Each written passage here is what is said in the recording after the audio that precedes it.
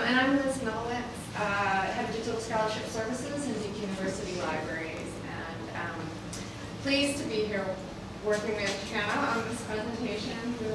I'll give you a little preamble, which is that Hannah and I have been in conversation for quite a while around project management. I certainly ask her a lot of questions, and both of us, I think, commiserate on a lot of challenges.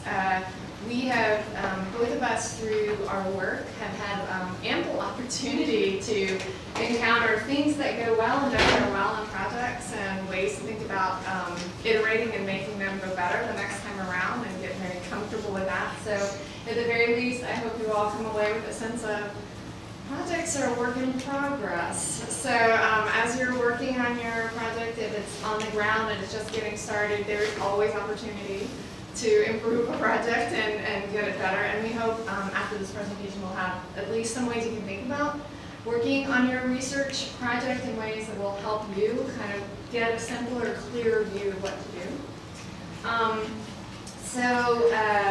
The things we'll cover, oh yeah, that would be awesome, thanks. The things we'll cover are primarily, we'll talk about the phases of a project and also kind of cyclical nature of those phases. Within each of those phases that we'll go through, we'll talk about some of the different considerations when it's a research project versus a pedagogical project, and why it's important to really have that in mind as you're going through your project. Each one is a priority, or how you're balancing those. We also want to emphasize the ethics of your labor force, who you're working with, whether that is a collaboration. I think we'll argue that almost all of them are collaborations in some way, that people are being compensated in different ways, and that's an important thing to be aware of and also realistic about. And we'll also talk about thinking about sustainability from the get-go, and how awareness of the community for a project is critical to really understanding how that project is going to be sustained over the long term. So these are our 4 phases. Super easy. This is not a project management body of knowledge. This is the Hannah and Liz think this is going to be easy to remember body of knowledge. You plan your project. You do your project. You check. Critical phase. Check. Did you do what you planned to do and what happened? And then you change. And we went back and forth about, do we have a phase called change? And we thought, no, we pretty much always have a phase called change. Rarely do we ever do it again exactly the way we did it before, because we're academics, because we're working in a research and learning environment. If we were building software, that might be a problem, but that's not what we're doing. We're learning, and so learning always involves some change. So within each of these phases, though, they're not just, I planned, I'm done with the planning, now I'm in the do phase. There's iteratively in every phase some element of thinking about what it is you need to do, trying it out, checking, seeing whether that worked, and then adjusting. And maybe, in fact, I think we both like the word adjust a lot, but it didn't fit as well in the circle, but adjust is another way to think about that, much like, recalculating when you make a wrong turn. There's a lot of that going on. And the more often that you're doing that, especially that adjusting, the more likely that you're going to get to where you want it to go without a lot of drama or confusion or surprise, because you'll be doing that all along. So when you're planning, you may be saying to yourself, I think it's going to take about 4 hours to get this kind of work done. But then you're also maybe doing a little prototyping still in that planning phase, checking things, saying, oh, no, I think it's going to take a little bit longer, or you're asking people questions. Nope, I think you need to build more time. So think about each of these phases as being iterative. They're not static. And then once you get, we'll walk through these phases, and that'll be the main part of what we talk about. But there's tons we can talk about in each phase. We're going to focus on just a few things. So for the planning phase, the main things we want to focus on are goals, how you think about those goals, and especially how you think about your collaborators. Who are the resources that you're working with, how you're working with them, and what their goals may be that are related. For the do phase, document. It's even in the word. Do document. That will save you so much time, and you don't think you have time in the do phase, but you don't have time not to. I'm in a do phase right now, and I literally said, I don't think I have time to write this down right now, but I know we need to. Having a project manager, by the way, is a great way to help you do the things you said you're going to do in the new phase. So having other people on board who are helping keeping you honest about what you need to document, and then communicating constantly. That helps that phase go forward. The check phase seems pretty obvious. Did we do what we said we were going to do? But I want to highlight again this is that we are academics, we're learning, this is research, and it could be pedagogy, like what did we learn? We could also argue that checking is also, there's a communication component to that. If you're not sharing those insights with some other people, then the project has not fulfilled the most that it could do, and then finally the change. And this one, really thinking about what needs to be different for the second round. And we can go back and forth again. I feel like I'm just talking the whole time, especially as we get to that lovely slide on, so starting with the planning. What is it we're going to do and how we're going to get there? All right, so this is an analogy that we've started playing around with, this idea of building your own treehouse in the sense of thinking about your goals and maybe having an idea of what your dream project is, right? Without considering resources, without considering expertise, money, time, what is the thing that you would really like to create as a way to answer your research question? And then moving from that, scaling back a little bit and thinking about, okay, well, what are the resources that I have right now, and what are the resources that I can get access to in the future, and using that as a way to create goals that build up your project over time, right? So maybe you're starting small, but this first treehouse will get you to a slightly larger project, right? And getting you towards that the end goal that maybe you have in mind. So as that hopefully got you thinking as you're looking at the two projects, it's not necessarily that the one on the far left is a pedagogy project or a research project. Both could be applicable to whichever project it is, but it does make a big difference depending on what your goals are.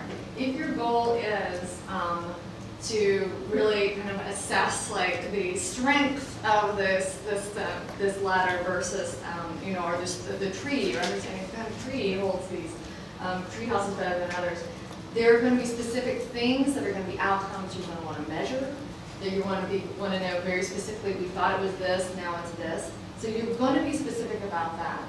However, if there's a pedagogical component to this as well, you have to take that into consideration. What is it that people are learning in the process of pursuing this research project? And what is it specifically that you can also test and assess down the road for whether they learned it or not?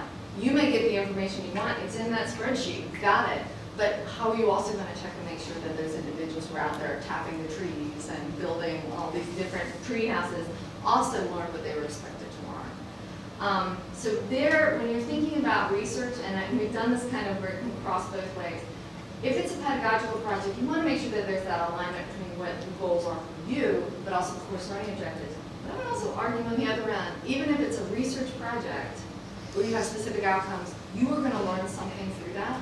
And putting those learning goals into that project would be very useful for you, especially in the case of many digital humanities projects, if it doesn't actually turn out the way you expected it would. It gives you this other thing that you're learning and you're sharing. So that's when you love failure, is when it's learning. It is actually something you intend to learn. So thinking very clearly at the beginning, what's this thing I don't know and I'm testing out, and having that there. The other thing to think about is like the phasing of the work. There are long, and really I love the tree houses. There's definitely some of those that are short-term, much easier to accomplish than those other long-term goals. And being clear about, this is something we can accomplish in a semester, this is something we can accomplish in an assignment, versus something, it's going to take 3 or 4 years and probably a lot of grant funding and some institutional partners to get that one done. So just being really clear about how you're breaking up that work, and realistic and flexible about what students can do to help support that kind of thing. I'll throw these on here because I like them. They also make me laugh when I look at them. It's SMART goals. It's easy to remember. They really are specific. So I've had projects before where people say, you know, at the end of this, I really want to have, you know, an online course module. It's like, that sounds great. What exactly does that course module need to do? Does it need to have 5 different lessons? Does it need to have, you know, a certain kind of assessment? When does it need to get done? How many students need to be able to take it at the same time? Like, those are the kinds of things that help you know eventually whether you reached your goals or not. And it seems like it's obvious, and we'll put that in there, but I can't tell you how many times I just went through my head and like, oh, wait a minute, that's not actually achievable. Because we don't have anybody who has that skill set right now who can work on that. So let's not make that goal. And then the final, kind of coming back to you're going to learn something, it's probably also challenging. I can't imagine anyone in this group not coming up with something that was a little bit beyond their reach. So that's another part of it. It's just really thinking about how is it stretching. Can we talk a little bit about community? Sure. So in terms of planning and thinking about who you're going to work with, some things that we've been thinking about lately is inevitably it seems that digital projects have some sort of collaborative element, right? So it's whether you're working with students on a project, whether or not you're working with staff, another faculty member, thinking about what it means to build a community to work on a project. And there are things that I'm going to talk a little bit more in detail about how you might do that around communication in particular. But as you imagine what collaborations might look like, bearing in mind what different community members, collaboration members might need from the project for their own work is critical. Thinking about, are there multiple research questions for my project, right? Is there one that may have a more information science, computer science driven piece to it, as opposed to a historical piece or perhaps another discipline? So bearing those things in mind. The second piece is to think about collaboration as more than just the people that you work with, that you're partnering with on your project, right? You may come to people like Liz and I or Brian to consult on the project. Those folks you might consider as a kind of network or extended collaborative community, right? Where they may be working with you a little bit less in depth, but maybe we're providing just the feedback that's helping you push your project forward. So bearing those folks in mind as well, and thinking about building up a network of people that are helping you with your project is a great way to think.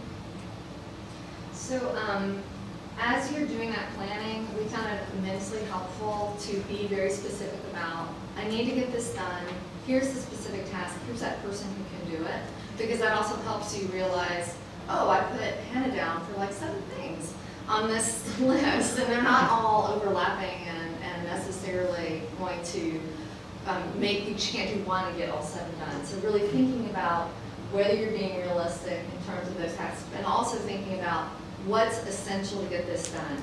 Like it always seems like, let's make a podcast too, or how about we have a video and we put it online, and it's like that all sounds wonderful, but when you start breaking down each one of those individual things, and you think about what is involved in that, suddenly you realize I need another whole team to do that.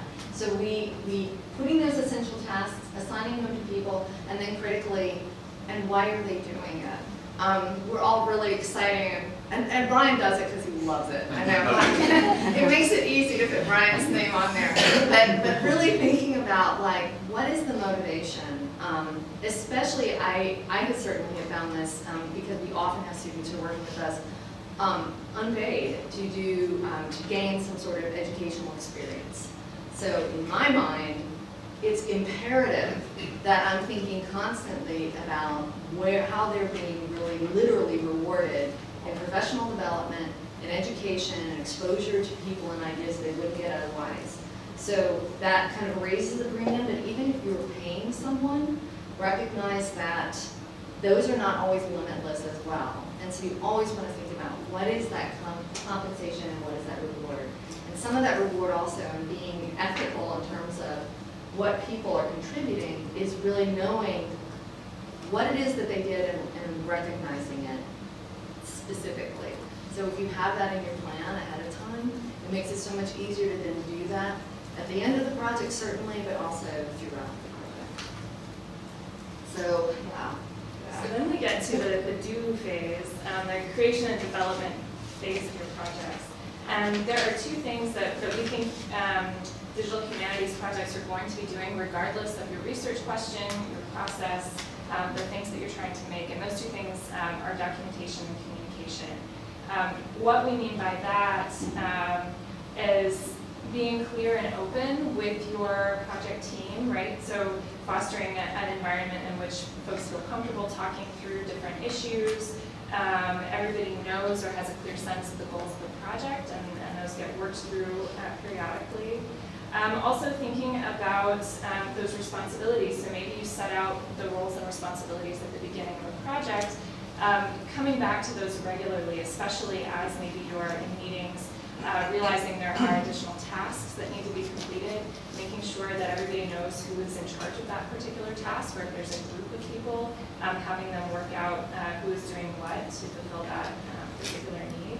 Thinking about, and I'm going to put in a sports analogy because Countdown to Craziness I think is this weekend, but I was thinking about in sports, in basketball, soccer, volleyball, if there's a loose ball on the court, coaches are very much training their student athletes to think, oh, I need to go and get that, and they need to communicate that they're going to get that thing. So if you have a problem, and you think about it as a basketball maybe, being the person on the team or having a team member that says, oh, I got this problem, is a great way to foster communication.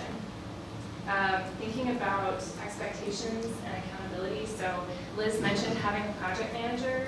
That's actually a great way to foster those expectations and accountability. Having somebody that's keeping track of the project, whether that's you or whether that's another person, can be really helpful. Also having a shared planning document as well as a memorandum of understanding among the team.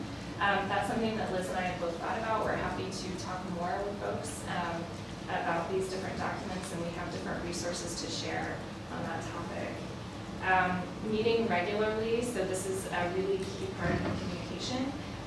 In person as much as possible. We also work with folks that are in disparate locations, so meeting regularly, even if it's on Skype or Zoom, is really important. And making those meetings 3 different types of meetings. So you've got the administrative meetings where maybe you are making decisions. Maybe you are also making time to share knowledge, so having different team members present what they're working on. And then just having time as part of the meeting to co-work together. Either you're maybe working on one task together, or you're just sitting there working on the project together is really important. Can I just underscore that? I just came out of a meeting before this one where our project manager said, when we were all working together this past week, and the team was all like handing off stuff, she said it was like everyone had a shared sense of purpose. Like we all kind of saw what needed to happen much more clearly. So we were like, we need to build that in more regularly. It doesn't always feel like that's efficient, but in fact, it is really important because you don't start to get a sense, you know, on a team, you know the teams that have played together, you know the ones who work together because they start to kind of read and what others are doing. So just, yes, absolutely, they kind of work together. It's hard to justify that in a plan, but we're going to get together and It sounds like, oh, you're not going to be very efficient, are you? But in fact, the working together is part of how you start to realize what everyone is doing and what the team's work is. Absolutely. So the last piece, just to mention about the meeting regularly, is also traveling together.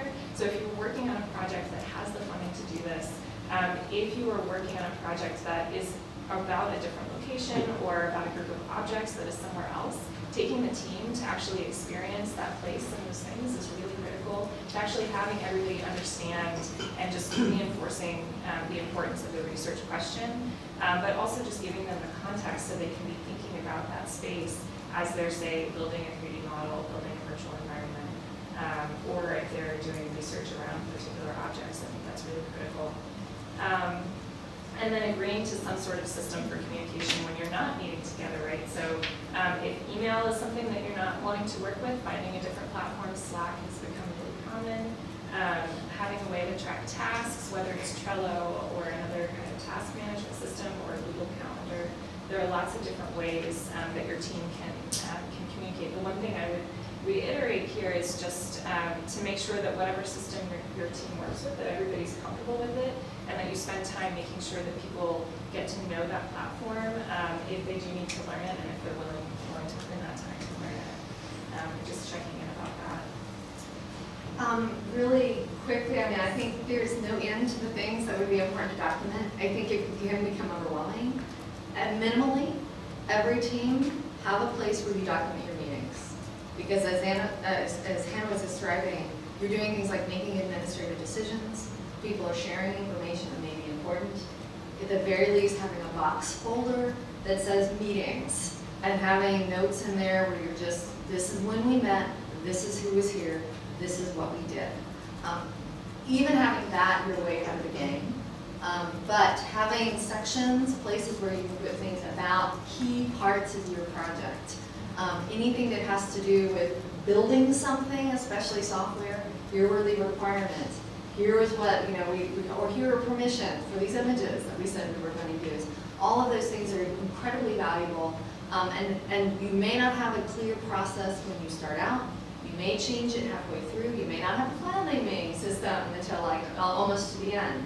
But at the very least, as you make those decisions, put them down, put them in a box, and put them somewhere. Because when you come back to this, 6 months later, when you're ready to teach this class again, or when you have time, or a year and a half later, when you're ready for that sabbatical, when you're really going to get this done, you're really going to want to kiss yourself for doing this. Because it's really going to be the most lovely thing you've done for your project. So think about the things that especially were hard to figure out to a lot of people, things that or took a long time for you to document that process. And then moving on, I don't know how we're doing on time since we started late. We're fine. We okay? Okay. The checking part. We indicated earlier, the more specific you were about your goals, the easier this part is going to be. Because you're just going to really say, what did we get and what did we? But certainly, coming back to this and figuring out what it is that you learned, thinking particularly when something didn't come out exactly the way it did, where it was in that process that didn't happen. It seems like often I say, well, we just didn't have time. But really sitting down and reflecting on that and saying, was it a matter of organization? Was it a matter of resources? Was it a matter of really not having enough expertise? Were we unrealistic? Trying to really break that down and figure out, because the next phase is the change phase, what you're going to be doing differently. But another aspect of the checking, you don't have to do all of this work yourself. So as I mentioned at the beginning, like we have a whole group of us actually who work under the Humanities projects here at Duke, Amanda as well as Brian and Hannah, and we'll sit down and say, here, I'm running into this. What have you dealt with here? I mean, it's a good way to do a reality check to see, did this fail because somehow like I'm incompetent and I should get fired? or is it because like there's something else going on? And so it really gives you a way to kind of see what's the environment that you're working in. What are other ways you can look at that and how can you manage it? And of course, when you figure that out, share it as much as possible. Even if it is just, we're going to have a brown bag lunch. Come on over, we're going to talk with you about what we learned. But even better, especially if you're in a tenure review process where you have people on your team for whom that's important, finding a way that they can write about that in a way that will give them some rewards in their own promotion system. So really thinking about how you can share those. Right, so goals, community scale. Some things that we've been thinking about here are with the checking and changing, thinking about, well, not only what worked with the outcomes, but also what's working in the community. Is the scale of the project fit to the current project team? Do we need to find some way to scale up, and what would that look like? Do we now have a community working on a project that gives us that space to expand the project and move forward? And one of the things also that you want to be thinking about is the pedagogical piece. So if you're starting out with a project, maybe it's 1 or 2 people working on this initial project, and then you decide you want to shift into more of a pedagogical mode and bring students on board. What does that look like? Some things to think about in that sense, right? Pedagogy is very much time constrained in a way that maybe other kinds of research collaborations may not be, especially if you're working in the classroom. So what does it look like to take a project and move it into a class? What are the kinds of time constraints that you have to work with? So thinking all of a sudden on a smaller scale, right, 3 months as opposed to a couple of years, maybe you're working on a project. Taking time to plan that shift as well is really important. So if you're working with content that you know well and perhaps a platform that you know well, taking time to go through and say, okay, I want students to learn X, Y, and Z while maybe they're learning about the content as well as learning how to work with your digital tools that you're already working with to make those contributions. What are the things specifically that you want them to walk away with that's valuable for them based on that experience? And then thinking about the other direction as well. So maybe you start a project in a class and then you want it to then continue forward. How does it continue forward? Is it going to be repeated in future classes? And what kinds of things do you need to do to build a project over time within a class, right? If that class is being offered once a year. Or if you're trying to then build a research team out of a class, what does that look like? Do you want some of those students to continue working with you? And as they transition from being students in the classroom to being student researchers, what kinds of things need to change, right? To think about their contribution, what they're getting out of it, as well as how can you then expand based on maybe the time that you now have with them and the particular goals that maybe you want to push forward. So we could go on, but we won't. We really want to hear more. But if we have some time for Q&A, I would just say these are some of the things that we found particularly important. Just thinking about your projects as a pedagogy in a very deliberate way, how that works. Making labor visible, and both to yourself, so that you're thinking about that, but also how are you communicating that out. And then also different ways of planning for transition. We didn't talk about sunsetting here. But that could be its own kind of carefully constructed conversation about when projects end.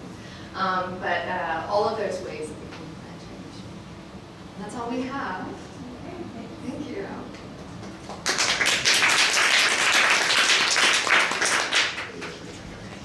Well, thanks. I really appreciate it. First of all, I love showing off the Wired Lab. So these are our projects are all around you.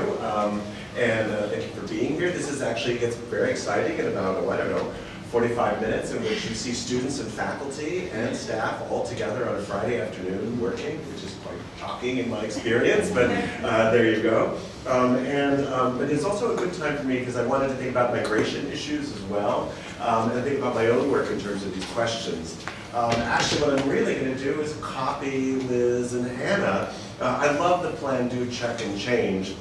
And I would add to that to 3 things that they really seem to emphasize very strongly. That is the iterative, of course, the modular, and the scalable. And if I live by those 3 words, iterative, modular, and scalable.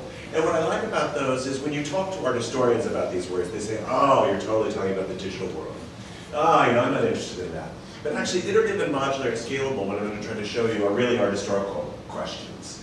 And it's about both. It's about the intellectual questions that are both involved in my discipline, that is art history, but also in the computational methods that I'm working with. And thinking about that also at the pedagogic level and at the research level. So thinking iteratively, modularly, and scalably, I think is really what helps me to manage these projects and also try to drive them forward. So what I'm going to do is I'm going to walk you through kind of where I come from, where I got to, all those kinds of things, and then just talk a little bit about kind of how I'm finally applying that. So I'm part of a collaborative, and we have some mapping questions on the bottom there, and it's called the Holocaust Geographies Collaborative, and I was invited to this in 2007. And I never thought I would be interested. It was essentially a room full of Holocaust specialists on space and ID architecture. And a bunch of both computer scientists and historical geographers that work with GIS. I'd never heard of GIS, and so there we go. But we clicked, and it was, and this is the sunsetting question, because we clicked for a few years, and then we had that difficult, I'll call it a breakup conversation. Oh, it's not you, it's me, really. But it was actually, we clicked in a really good way. The scientists went out and got an NSF grant, which humanists very much appreciated. And we worked on these questions of how do we think about the Holocaust at scale? Because that's really the magic question in my world, is that those of us that are humanists, whenever we talk about the Holocaust, of course we can talk about it at the scale of the continent, but our documents, our sources, are always at the scale of the case study. Always, right? You cannot study every single locality in all of Europe. Maybe you can. One of the things that we started to do was then to think about our sources. And this became a very iterative process. So my favorite sources are on the left. I do architectural studies, so I do archives, architectural plans. But then we also started to kind of visualize those sources, and that's working again iteratively. What I love about this still from an animation I'm showing you here is that I did all of the architectural evidence. That's about 1,400 buildings for the makeup Auschwitz-Birkenau. And I researched every single one of them, and gave a start and an end date to every single one of them. So I did the research which went into the database.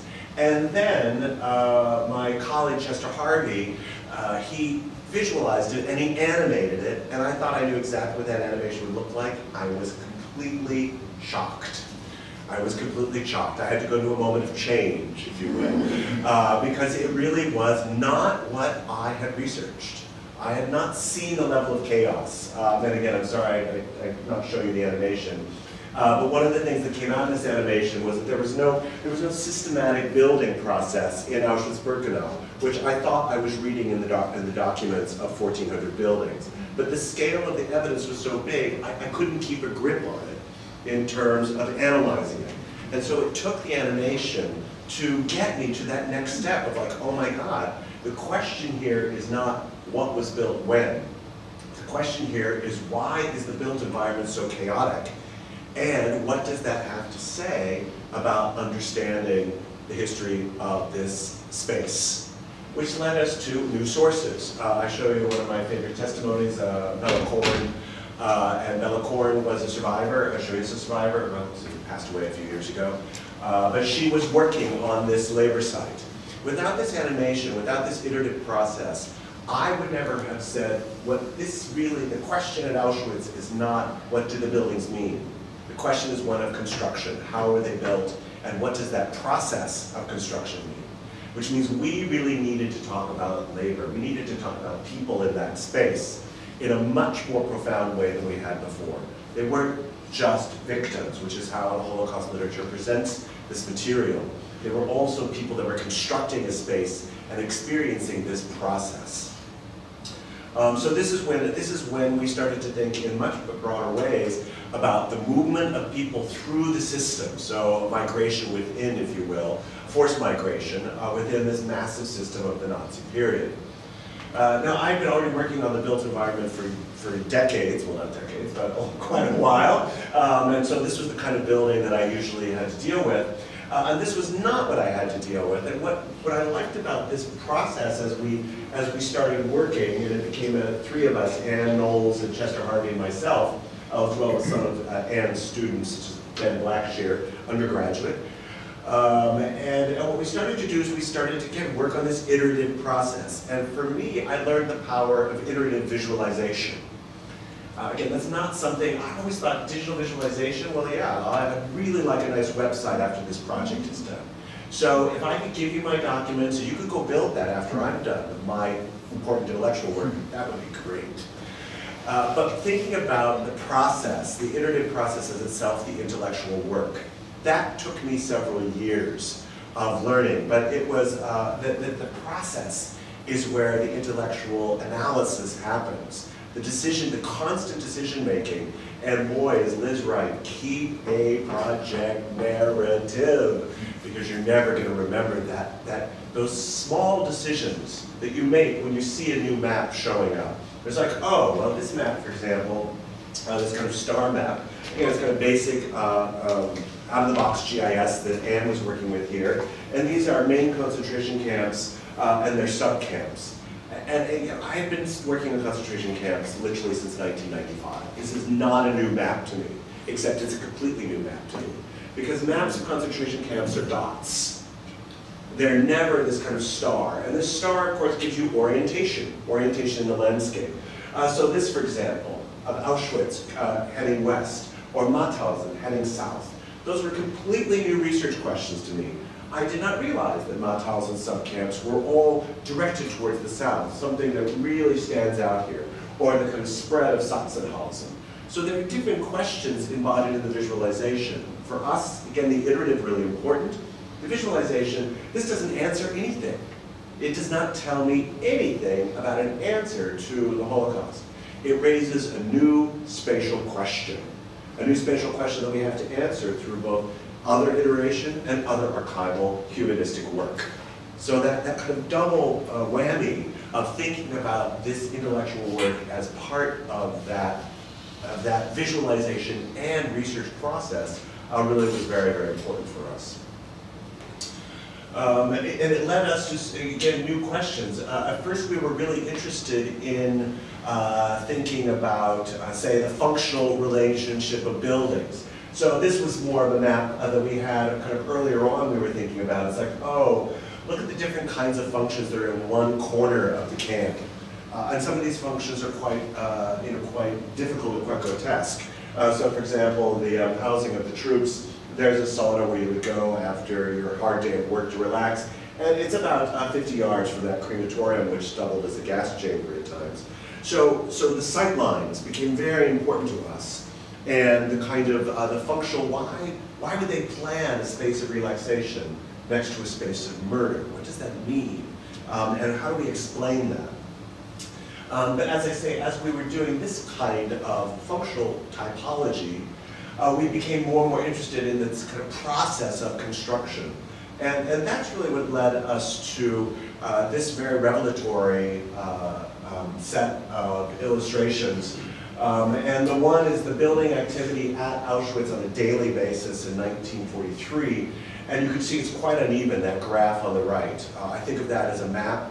Again, this is something that Ben Blackshears did for me, and when he showed it to me, I'm like, wow, that is really interesting, because that shows you quite clearly the unevenness at a daily scale. No one works on concentration camps at a daily scale, because it's so granular, it's so hard to get a grip on. And so the visual, the digital allows us, that computational method, because we're thinking about scalability. What's the scale of our evidence? We have daily evidence, let's try to think about that. That scalability really became important for us in terms of thinking about construction.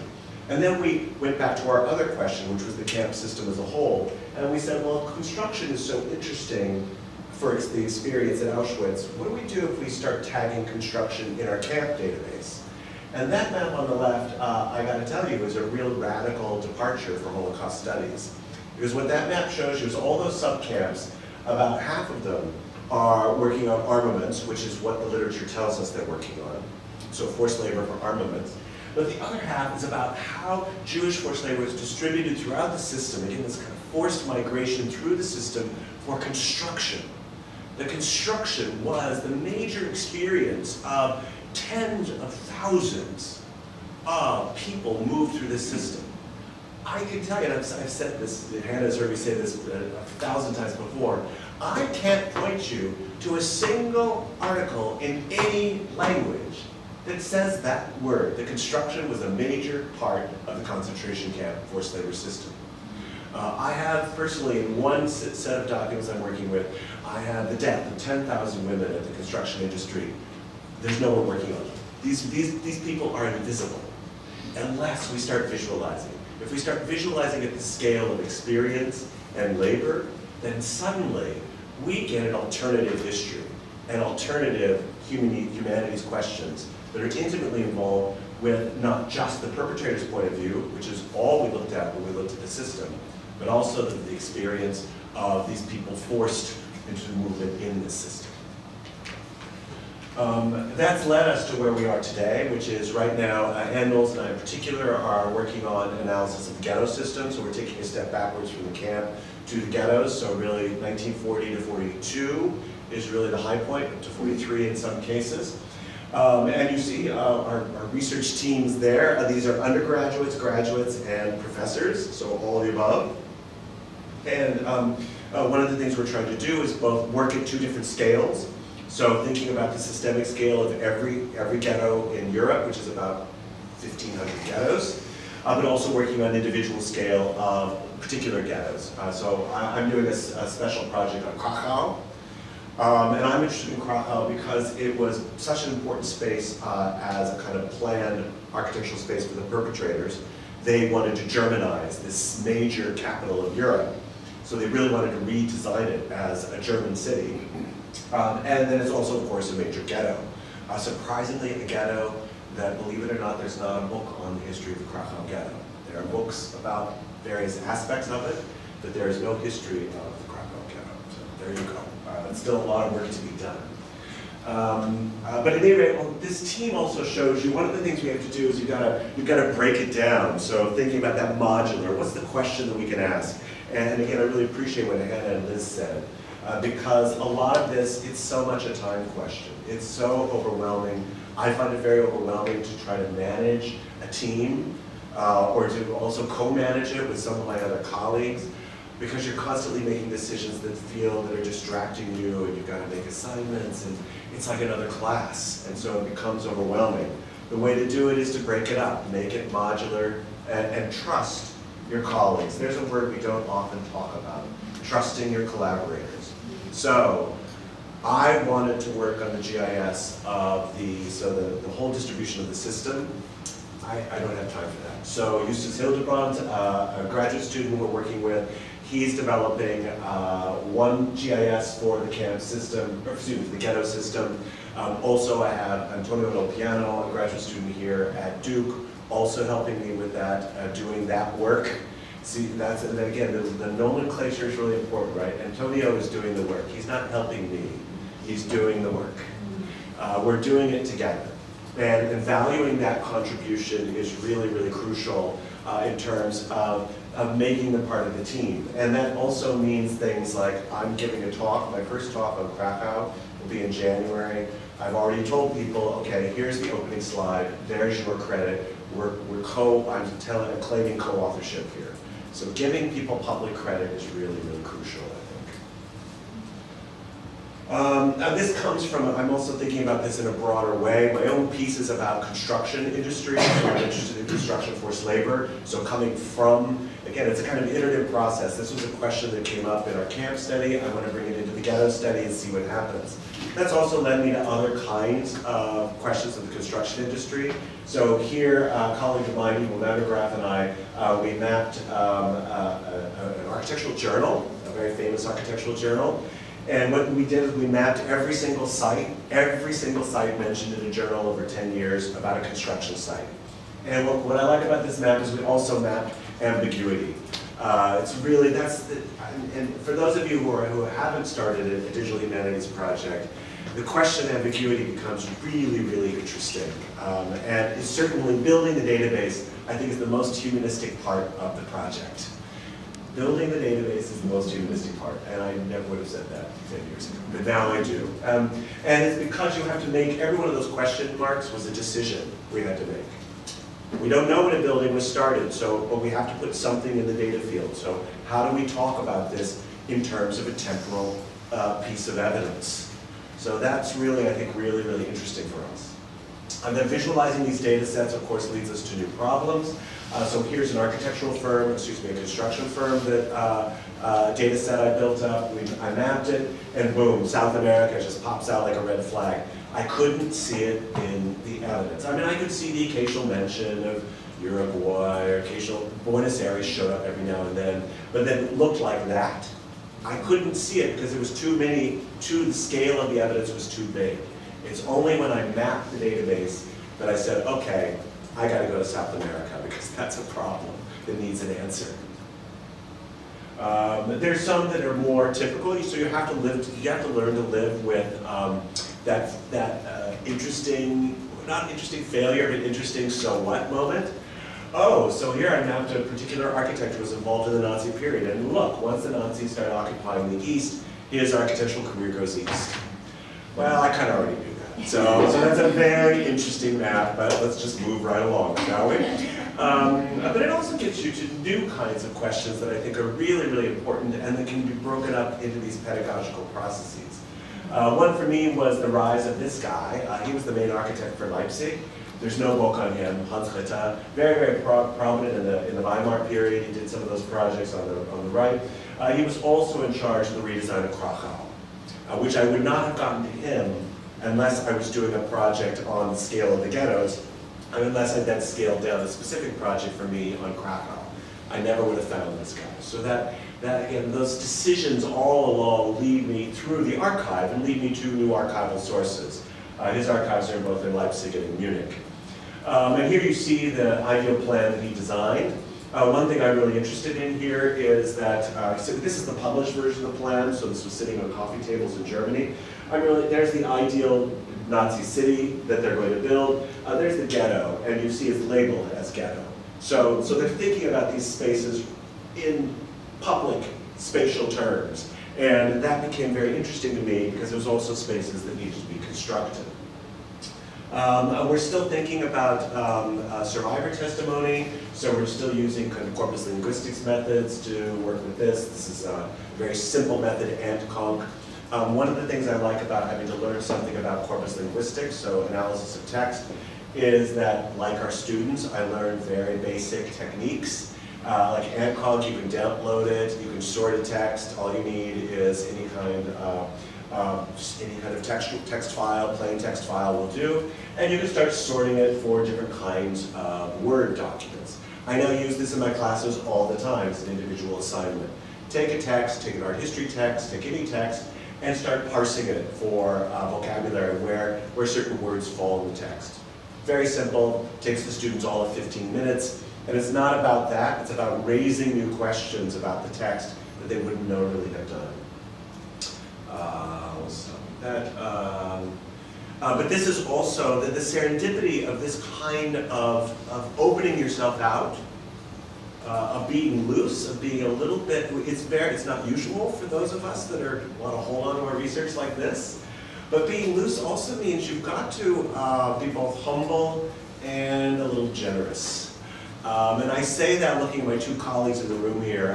Hannah and Lee and I are working on this, and you can see also Antonio is part of this, which is a German exile project. So not people forced through the system, but people forced out of Europe. And we're doing a particular project on the Dictionary of Art Historians, a really important database that Lee has been developing over the last decade or so. And this one piece we're doing out of that is on these German exiles. And when I came into this lab, I had no idea I wanted to work on this project. Hannah and Lee were starting to really develop this in an interesting way, and I thought, oh, I'd like to do a German art history exile piece. Stupid me, never volunteer, oh, I'd like to work on something interesting. Because now, I'm kind of stuck, and in about an hour, I'm going to have to start really populating a database that Hannah has constructed. And you know what? I would rather, don't tell Hannah, I would rather work this afternoon on Krakow. But I'm not going to do that, because you have to, part of the collaborative is say, no, this is the time for this part, this project. This is what we're doing today. I have to set aside this other thing. And so being generous with that, being humble, Antonio knows GIS better than I do, so I'm going to rely on his map. Here is a great map that Hannah constructed last week, so you can see that the data structure that she's starting to deal with. And thinking about these as all part of the process, each one of these tells us something new, each one of these points us to a different direction, and each one of them requires a kind of dialogue, a documentation that we really all have to be responsible for. And so I think that this idea of thinking about an iterative, thinking about the kind of modular question, but thinking about the scalable question like this, really helps us to think about how we can use these digital methods in ways that are smart on the digital end, meaning they make sense and they're interesting to people who are steeped in computational methods, but also smart from our historical end or any other disciplinary question you might have. And a few minutes more, so that's it. So thanks.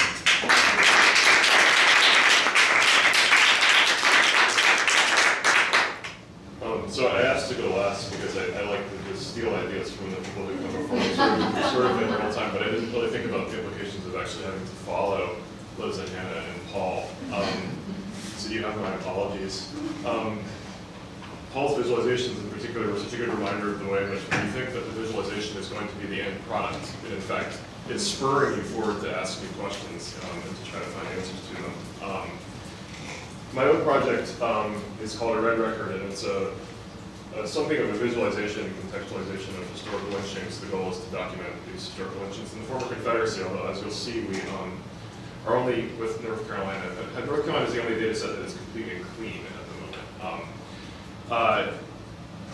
I think that anyone could sort of query me, this takes a little bit, anyone could query me whether or not this is actually a project about migration. There's not movement in this project, although we know that there are stories that we are actually slowly uncovering by following census records and other things about the impact of lynchings on particularly African American communities and the ways in which those communities change after a lynching. We don't have good evidence for causation yet, but there is a correlation. Communities such as New Hope Township, which is not far from here, which eventually was flooded to make Jordan Lake recreational area, was the site of the lynching, and the family that was involved in that lynching dispersed well before the area was flooded. So it's a whole other story about displacement and migration. I think people who are purists in the digital humanities world can also kind of press me on whether this is actually a digital humanities project proper. That's a conversation I'm happy to concede that ground. I think of this as just a public digital history project, and it's very much a student-driven project, and in that way, almost an organically pedagogical one, because I'm not particularly thoughtful as an instructor, but some of the sort of things that the students have learned have helped me develop techniques for teaching them digital literacies. The project arrived because I was teaching a very, very boring class called Introduction to Digital Humanities as a first-year seminar at Carolina. First-year seminars can be exciting because you get a lot of sort of fresh students who come in eager. They can also be difficult because you get a lot of first years who are nervous about contributing, and you have to sort of draw things out. And so one way to not draw students out is to have them participate in internecine debates about what digital humanities is and isn't in a first year classroom. So I quickly learned that I had to do something dramatic to get away from the syllabus as I had planned it. And then the Equal Justice Initiative released this report on racial terror in the American South. And this is a report that got a lot of attention. It drew attention to the fact that lynchings were certainly underdocumented and were probably undercounted. There are problems with counting lynching that we could talk all day about.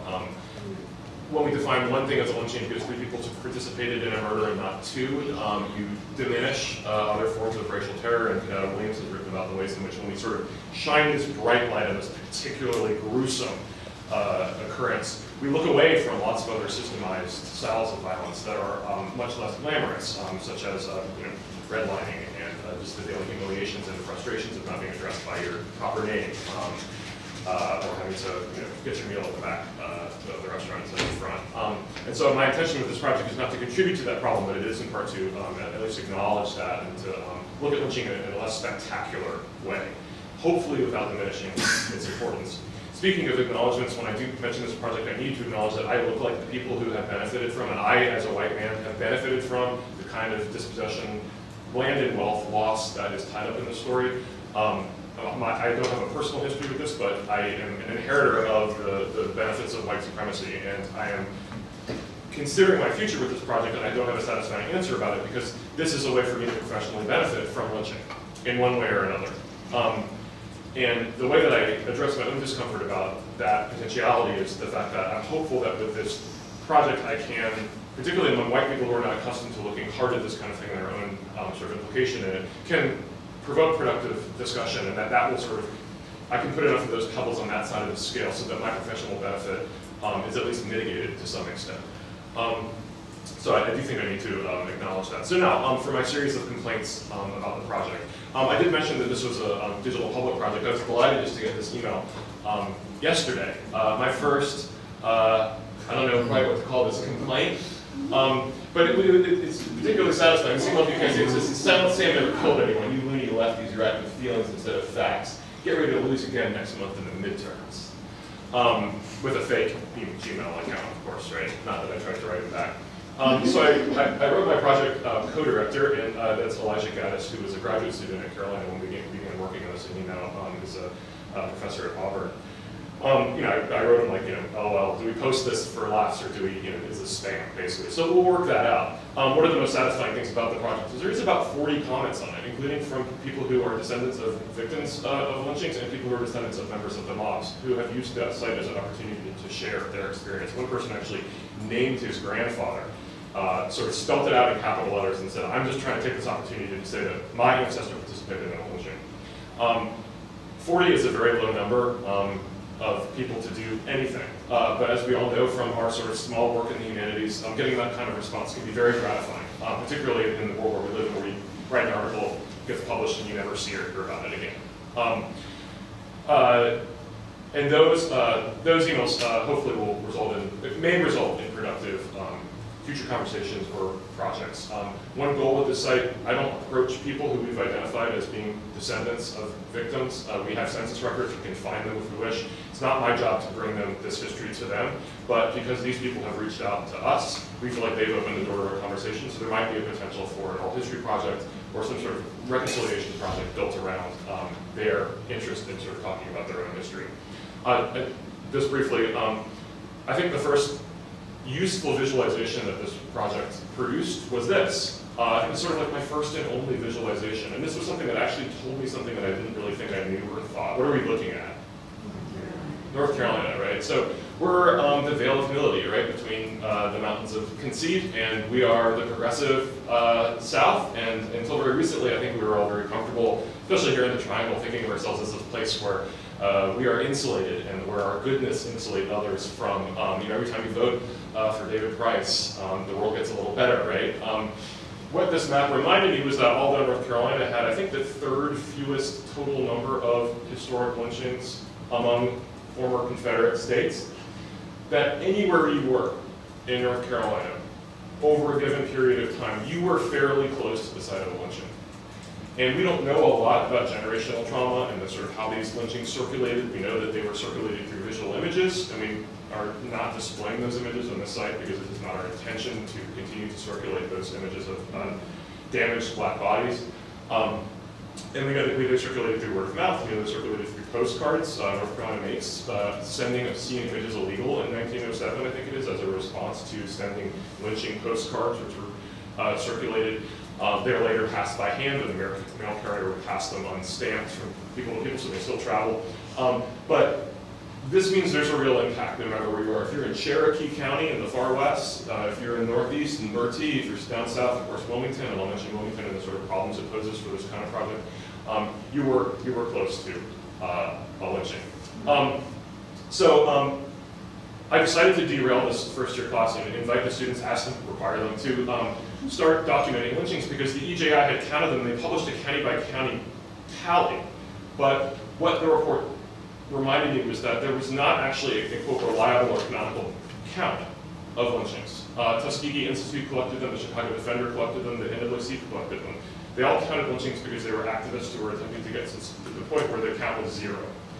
And they wanted to be able to draw attention when lynching totals went up or down. So there's different ones, and some scholars had reconciled them and some hadn't. And when the EJI published their data, I didn't call them because I'm afraid of calling people. I emailed them and asked for their data set, and they wouldn't give it to me. They're very proprietary.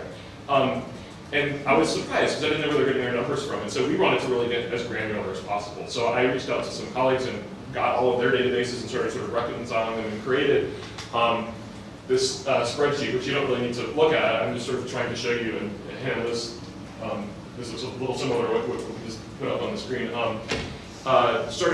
We created a baseline of data, and then we used the opportunity to, and I'll just run this as I talk, to talk with students about the kinds of things that they would want to know about lynchings. And so they created the data categories, which included things like, and there's one of these for each of the states in the South, things that they wanted to know. Where did this thing take place? What was the alleged offense that provoked the lynching? Questions like that we could address and turn into entire classroom conversations. Well, why do you want to know why this person was illegally murdered?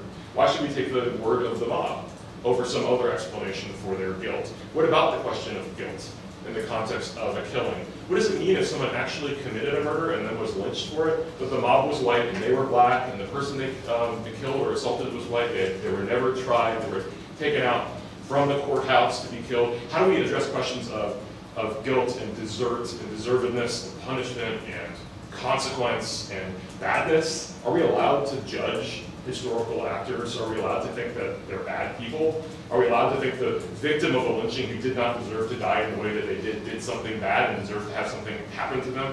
So lots of productive conversations for first-year students to be having, especially in light of our recent conversations around police killings and sort of victim-blaming culture, trying to explain why certain people appear to be more deserved of violent death than other people. And of course, here and really everywhere the answer has a lot to do with race. This is also an opportunity for students to learn about lynching really for the first time. There's been a recent report that was published on teaching hard history that's not taught in high school classrooms. And a lot of students in this classroom, and I've been to high school classrooms too to talk about this project, they don't know what a lynching is. They've sort of heard the word, and they have a sense that it probably involves hanging someone, but they really don't know. And I think that's changing slowly because violence is more in our contemporary conversation, but it's been a real opportunity along those lines. So it felt obvious to us that we wanted to make a map to Elijah and I and to the students because there was not a sort of mapping visualization of lynchings. It didn't exist. And when we started working on this project, I think in 2015, we decided that we were going to make a map. Since then, there have been 2 slickly published and gorgeous maps put out, one by the Smithsonian and one by the Monroe Work Project. And I'll go to my grave saying that ours is clunkier and slower, but it's much more detailed, and there's a lot more in it. And if we ever finish it, it will also be comprehensive.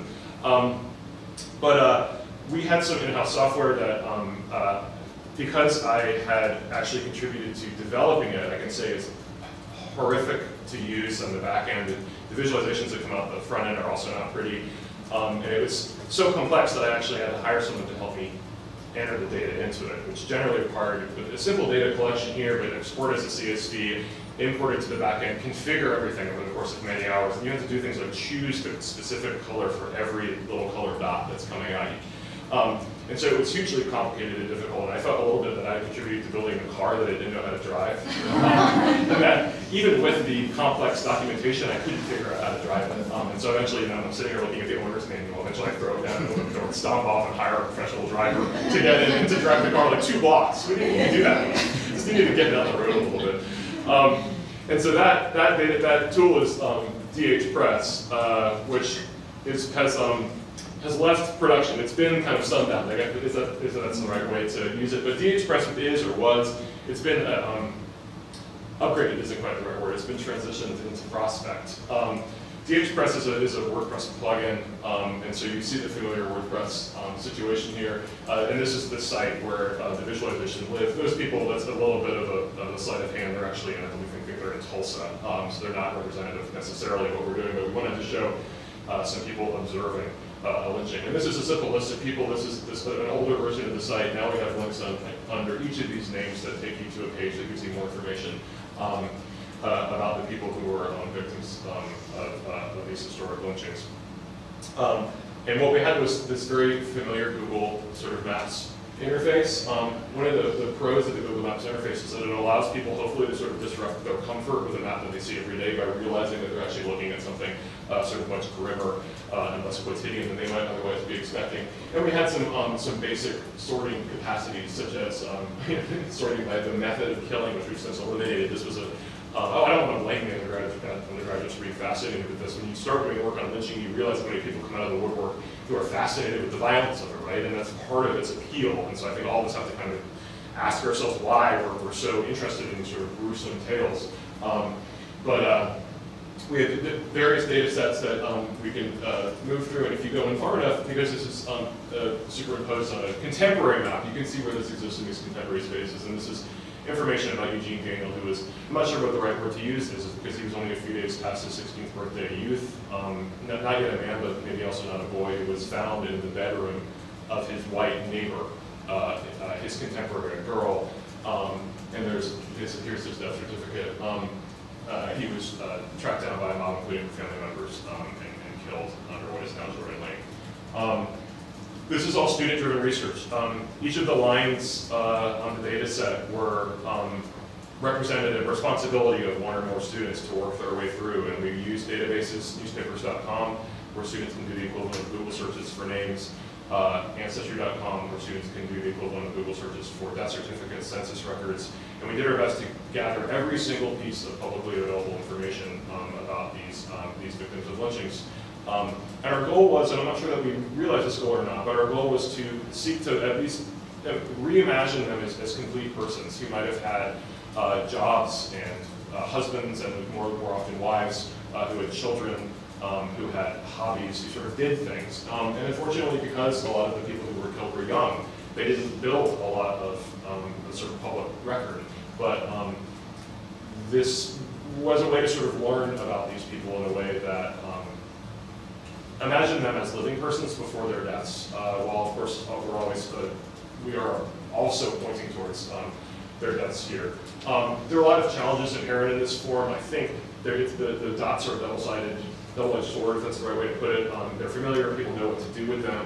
They're also cheery and perhaps overly familiar. And then what do we do with sort of like racial categories? Do we make black people on the map appear as purple dots, or do we do them as black dots, and then white people? And you know, these sort of stupid questions that you want a machine to just fix for you by doing random assignments, but also recognizing that all the choices that we're making in the back end sort of come from our personal experience and are represented in the front end in ways that are unstable and less controllable to us. There also was the problem of the uploading process, the sort of publication process, which is that if we were to notice a typo in one of our entries, we would have to download the entire data sheet, correct the typo, and then re-upload it during this laborious process that I didn't understand, right? So this would be the equivalent of like noticing that there's this like tear in your upholstery and having to like dismantle the entire car and have an expert rebuild it, right?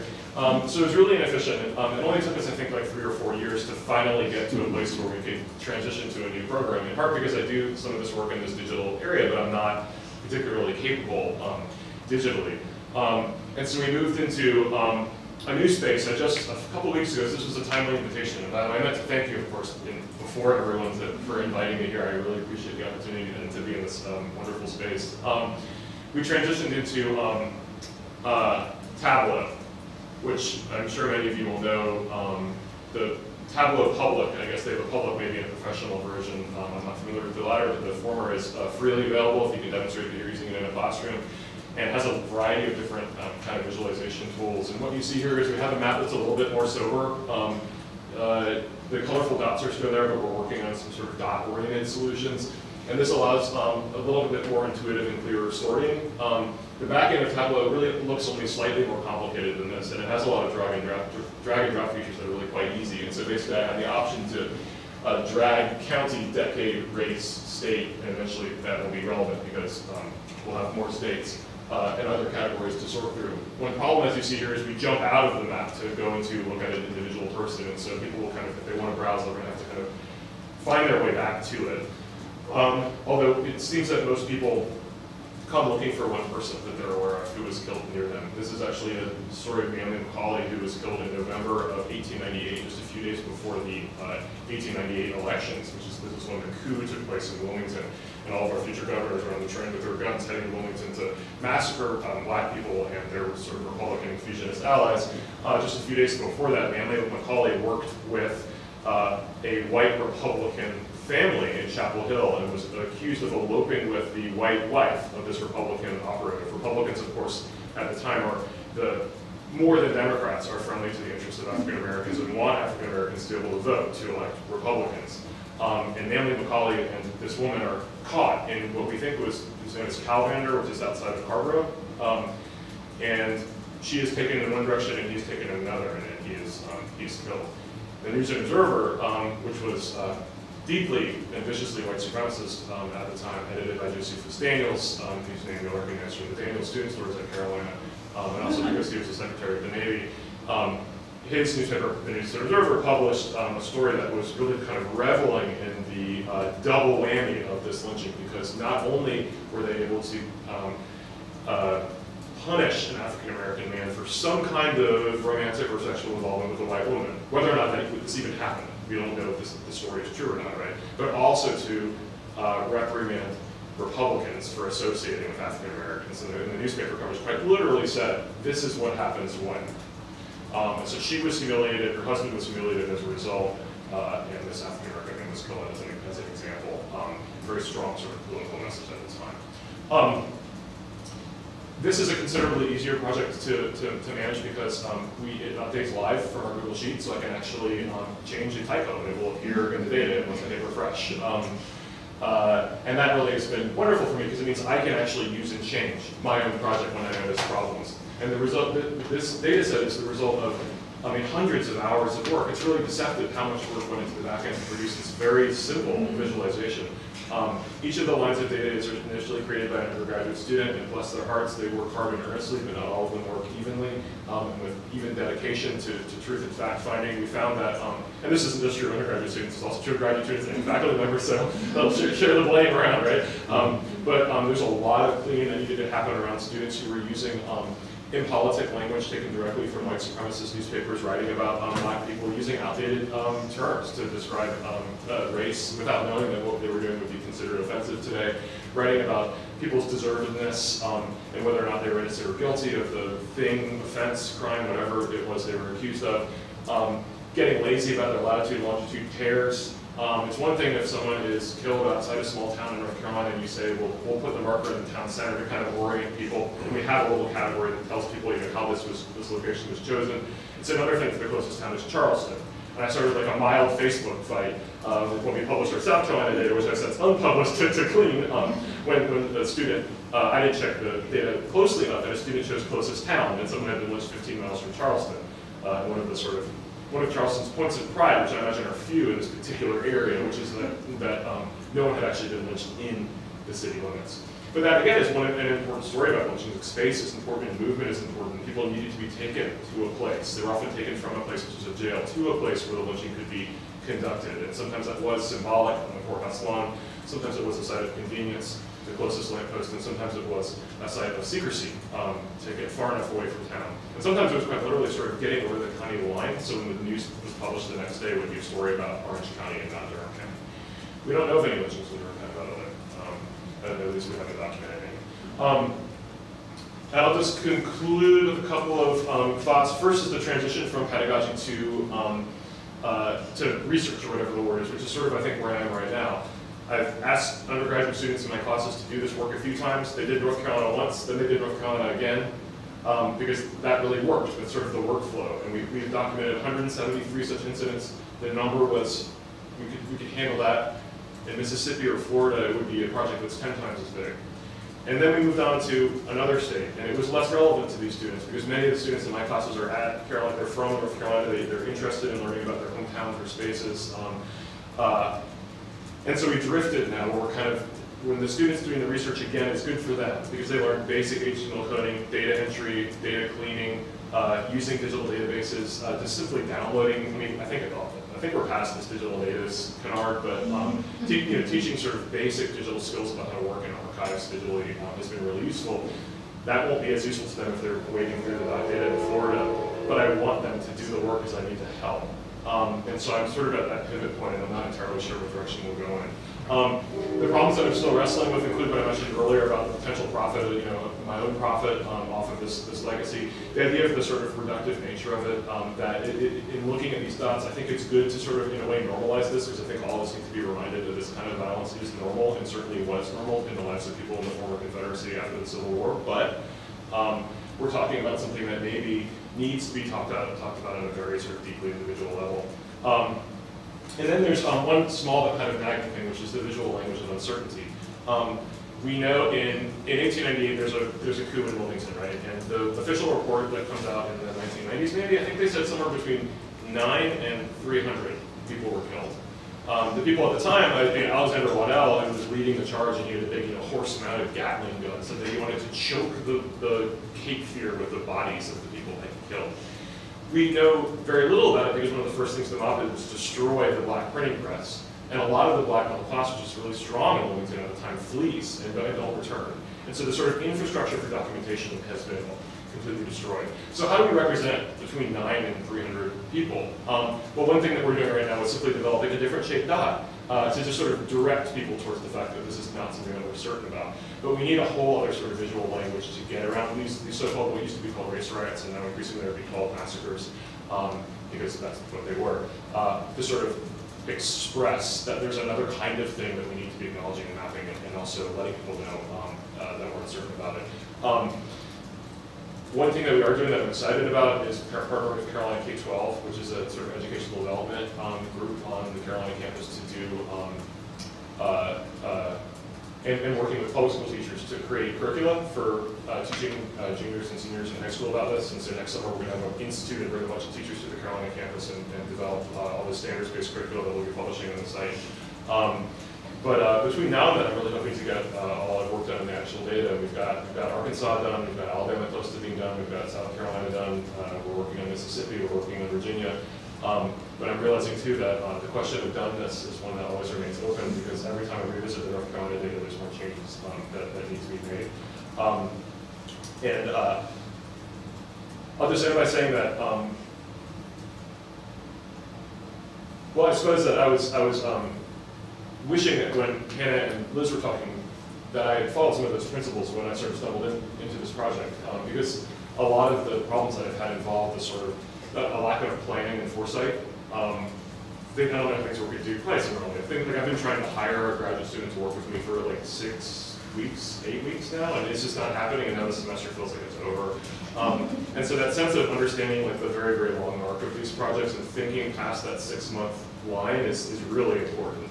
And every now and then, this is a regular thing that I ask myself, why didn't I, 3 months ago, start this process? And the reason I didn't do that is because I didn't sit down and kind of map the process out.